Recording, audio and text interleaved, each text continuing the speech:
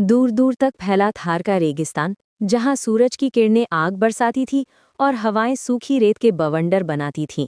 वहां का सबसे पुराना जलाशय सूख चुका था। चारों ओर सन्नाटा था, जैसे केवल गर्म हवाओं की सनसनाहट तोड़ती थी। वहां 4 दोस्त रहते थे। कालू ऊंट, जिसका कुबड़ उसके अनुभवों की पोटली जैसा था। चंचल लोमड़ी, जिसकी आंखों में चालाकी की चमक थी। भोला गधा, जो अपनी मेहनत के लिए जाना जाता था। और चीकू खरगोश, जो छोटा था पर बहुत फुर्तीला। जब पानी की एक एक बूंद कीमती हो गई तो कालू ऊंट ने गंभीर आवाज में कहा, दोस्तों, यहाँ रुकना मौत को दावत देना है। हमें उस अनजान नीले जलाशय की ओर बढ़ना होगा जिसके बारे में पूर्वजों ने बताया था।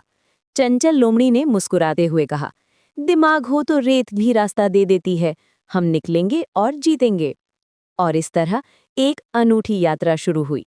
यात्रा के दूसरे दिन दोपहर के समय अचानक आसमान का रंग पीला पड़ गया। क्षितिज से रेत की एक विशाल दीवार उनकी तरफ बढ़ रही थी। भयानक रेतीना तूफान आ चुका था। चीकू खरगोश डर से कांपने लगा। हम मर जाएंगे। कालू ऊंट फौरन घुटनों के बल बैठ गया और बोला, डरना नहीं, मेरे कुबड़ की ऊंट में छिप जाओ। गधा, लोमड़ी और खरगोश कालू के विशाल शरीर के पीछे दुबक गए। जब तूफान थमा तो सब सुरक्षित थे, लेकिन रास्ता रेत से ढक चुका था। तभी लोमड़ी ने अपनी चालाकी का सही इस्तेमाल किया। अब से हम रात में तारों की दिशा देखकर चलेंगे और दिन में आराम करेंगे। यह उसकी पहली ऐसी योजना थी जो सिर्फ अपने लिए नहीं, सबके लिए थी। रास्ते में एक रात कड़ाके की ठंड पड़ी। भोला गधा ठंड से बेहाल था। चंचल लोमड़ी, जो हमेशा खुद को सबसे ऊपर रखती थी, उसने अपनी घनी और गर्म पूंछ गधे के ऊपर डाल दी। गधे ने हैरान होकर पूछा, तुमने ऐसा क्यों किया? लोमड़ी ने धीमी आवाज में कहा, चालाकी तब तक काम की नहीं जब तक दिल साथ न दे। गधे की आंखों में आंसू आ गए। उसने कहा, मैं धीरे चलता हूं, पर अब मेरा हर कदम तुम सबके लिए होगा। अगले दिन उन्हें दूर कुछ हरे पेड़ दिखे। सब खुशी से वहां दौड़े, लेकिन वो केवल एक भ्रम था। सब टूट गए। तभी चीकू खरगोश ने जमीन पर कान रखा और बोला, मैं छोटा हूं, इसीलिए जमीन की धड़कन सुन सकता हूं। यहाँ नीचे नमी है। सबने मिलकर खुदाई शुरू की। गधे ने अपनी पूरी ताकत लगा दी, लोमड़ी ने सही दिशा बताई और चीकू ने कंकड़ हटाए। अचानक ठंडे पानी का एक सोता फूट पड़ा। पानी की उस फुहार ने उनकी सारी थकान मिटा दी। उस रात में जलाशय के किनारे एक गोल घेरा बनाकर बैठे थे।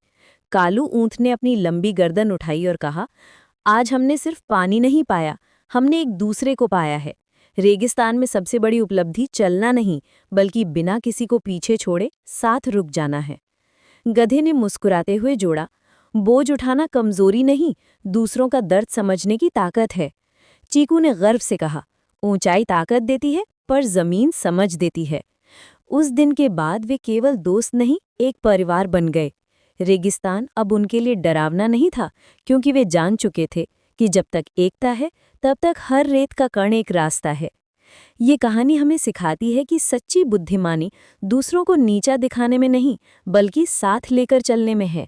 जब स्वार्थ खत्म होता है, तभी सच्ची शांति मिलती है।